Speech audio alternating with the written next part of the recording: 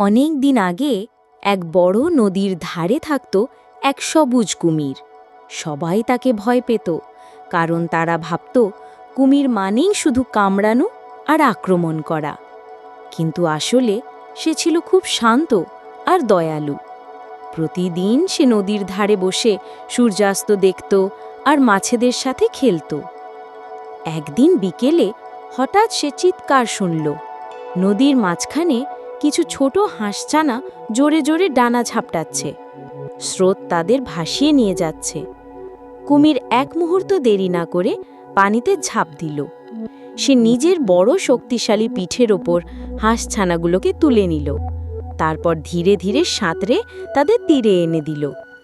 হাঁসছানারা খুশিতে বলল, thank you mister crocodile, you are our hero. এমনকি অন্য প্রাণীরাও, যারা এতদিন কুমিরকে ভয় পেত, সবাই হাততালি দিতে লাগল।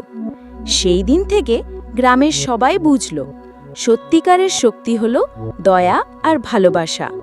এবং কুমির আর একা থাকলো না, সে গ্রামের সবার বন্ধু হয়ে গেল।